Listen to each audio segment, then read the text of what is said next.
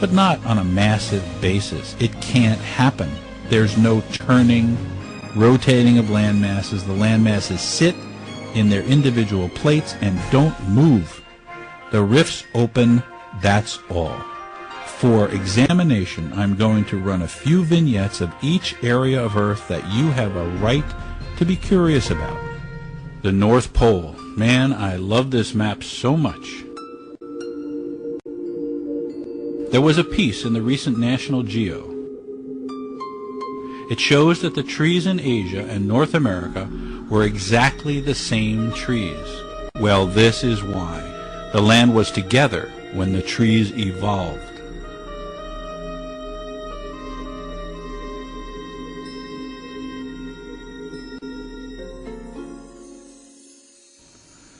The South Pole.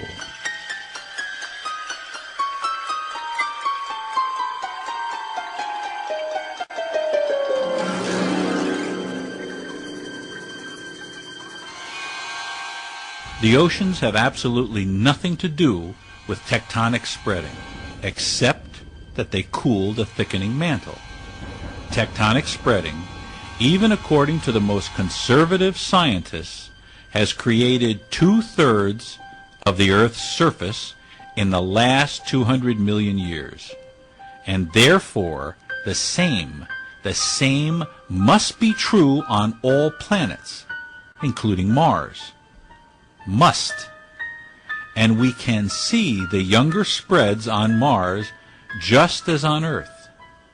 But there is, just as clearly, no subduction on Mars. It can't be both ways.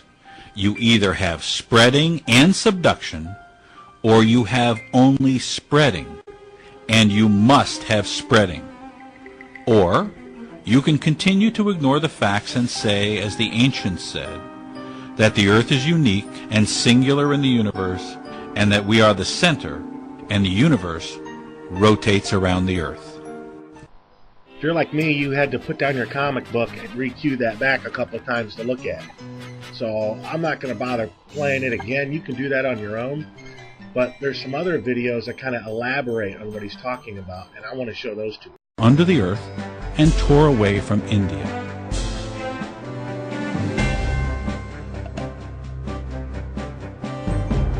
Spreading down from the Arctic and away from North America, Eurasia was still the largest landmass on Earth.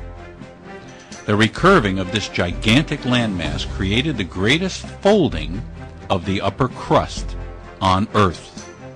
This folding and mountaining happened just above this new triangular broken away peninsula that we call India.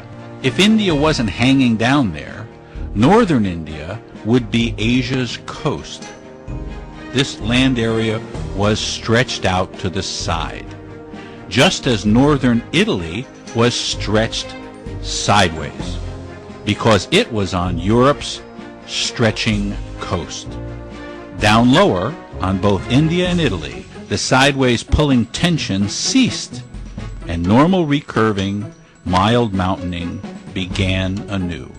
Finally, Africa began tearing free of Europe. As Africa pulled downward, the mountains draped down over the left side of India. What about the other side? Brings us to Australia. Australia was broken in a long, sweeping break from North America and Asia. The break curved inward as it came down Asia. North America pulled away, but Australia was held against Asia by Antarctica, which clung in turn to South America and Africa, and then, of course, Asia. Seems complicated. It's not. Finally, mainland Asia could stand the pressure no longer, and it tore a mighty tear, a tear we now call the Yellow Sea.